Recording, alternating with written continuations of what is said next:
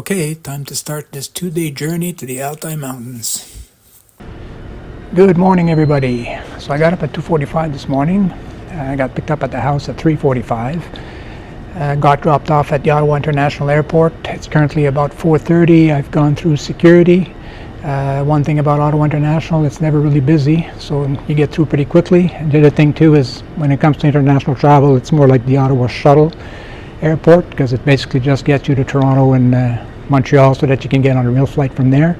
So everything went okay, so I'm just everything's on time, the weather's good, so there shouldn't be any delays. Weather looks good in Toronto too, so that everything should be smooth there. So just short 1.5 hour flight to the next one, so I'll see you guys in Toronto.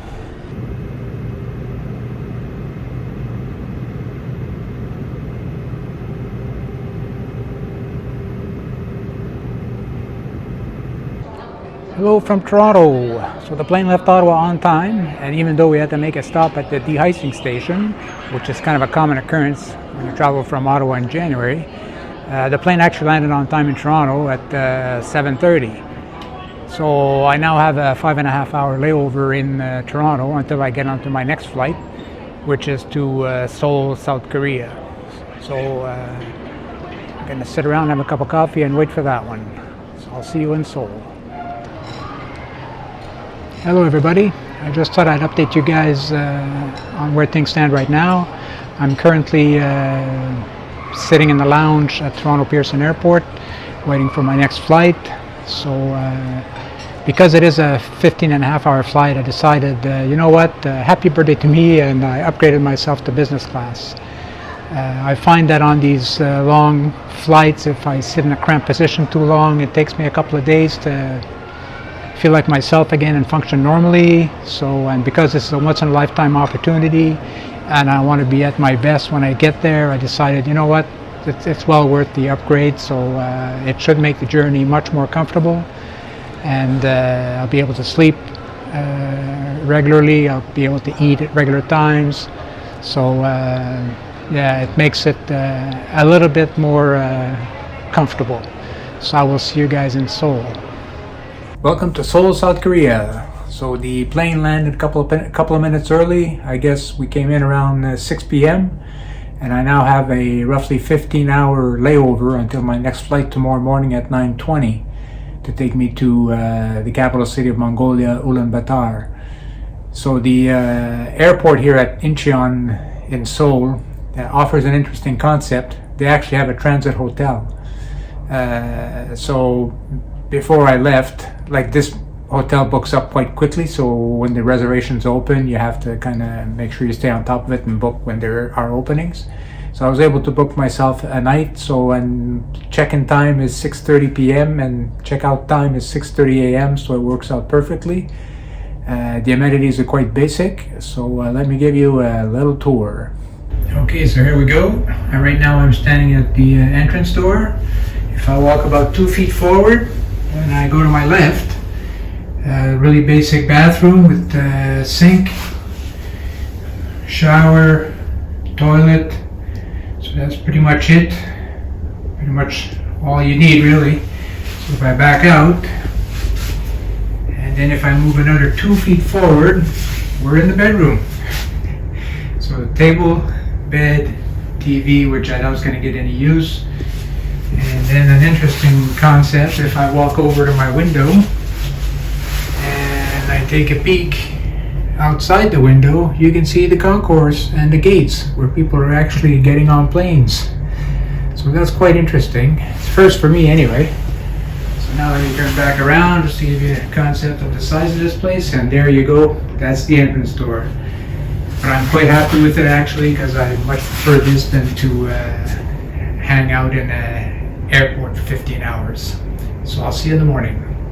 Good morning from my hotel room at Incheon Airport in Seoul, South Korea. So I have to say I kind of slept on and off last night because my body's still adjusting to the 14-hour time change, but all in all it went pretty good. So I got up at 4:30 this morning, did a few things online. Just because Richard's on vacation doesn't mean the world stops, so I took care of a few things there. Then at 4:45 I really needed a cup of coffee. So I made a run to Dunkin' Donuts, picked up myself a large cup of coffee. When I went to pay, it was all in Korean, so they could have charged me $100 for my cup of coffee, and I would have been okay with that. Didn't matter because I really needed a cup of coffee at that time.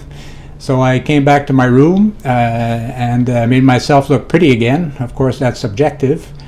And now it's just about 6 o'clock, so I'm just getting ready to check out. I'm just going to pack the loose odds and ends that are laying around and check out and head out to my gate for my 9:20 flight. So I will see you guys in Ulaanbaatar.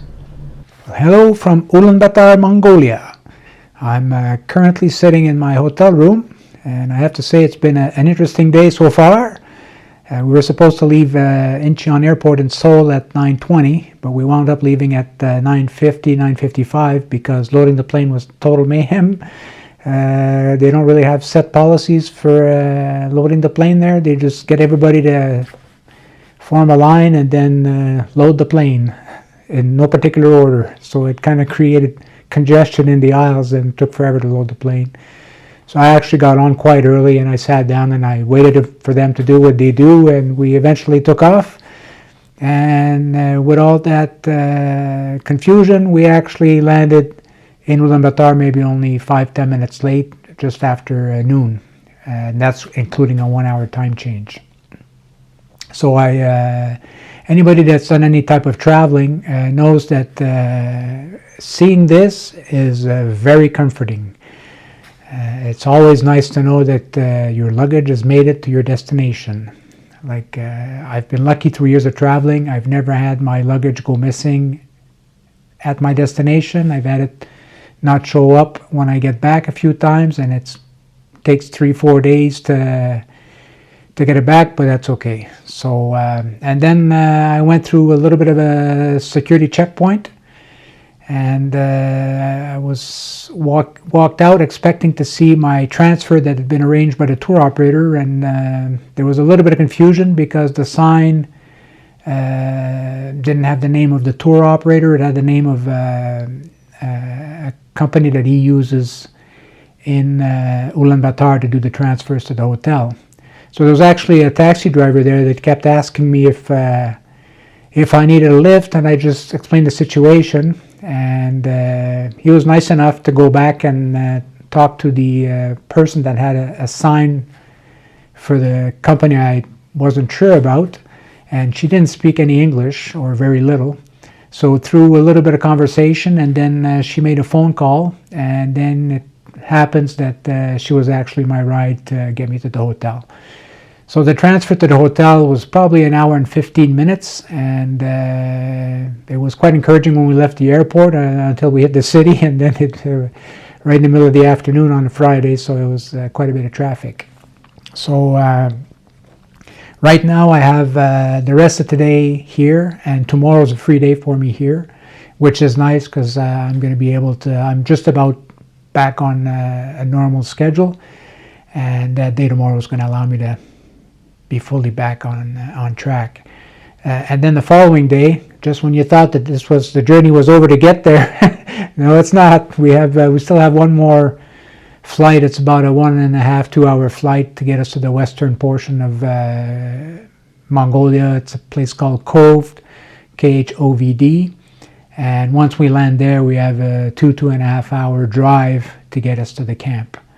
So that would be, and I thought I'd do something different and leave you today with just a few images that I took with my cell phone as we were flying from Seoul to Ulaanbaatar, just to show how an amazing work of art that this planet of ours is.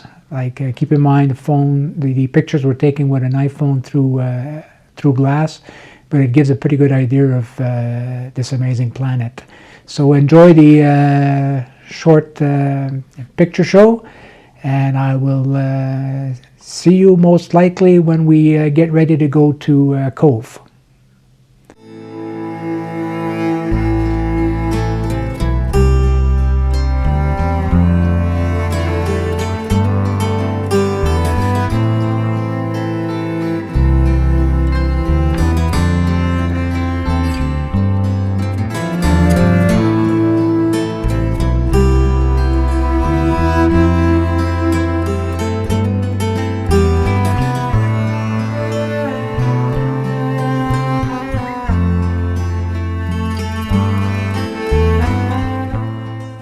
Good morning.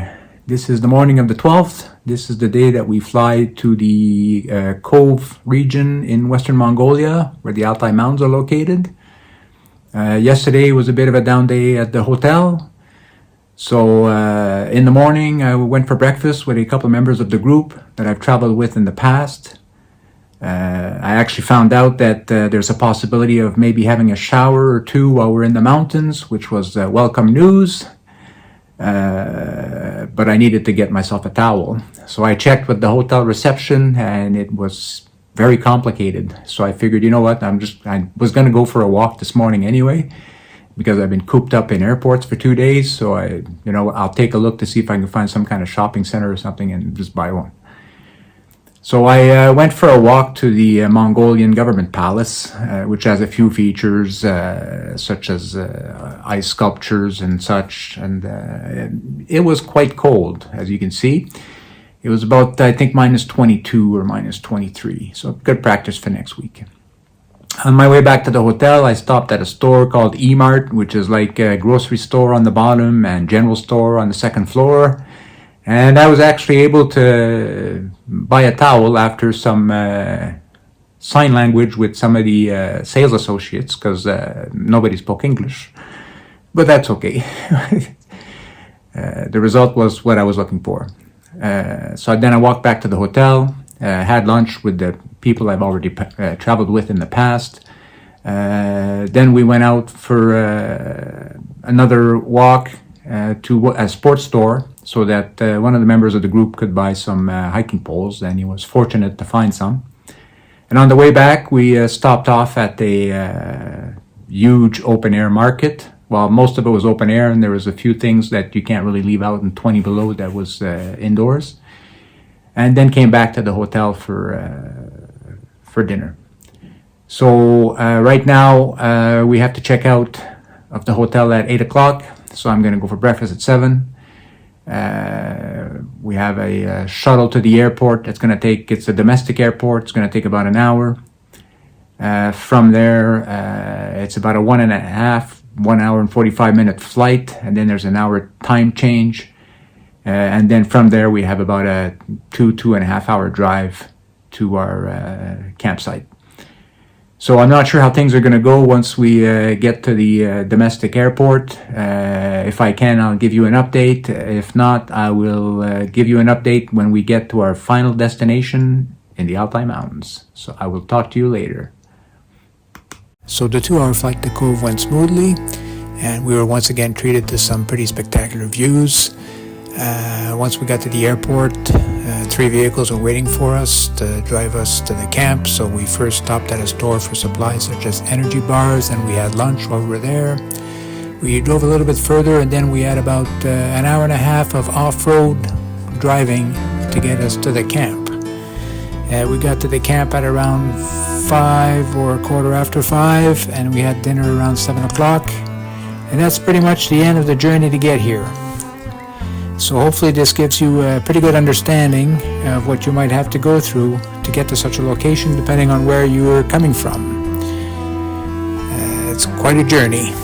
So tomorrow is the big day. Tomorrow is the day where we start the quest for the Grey Ghost.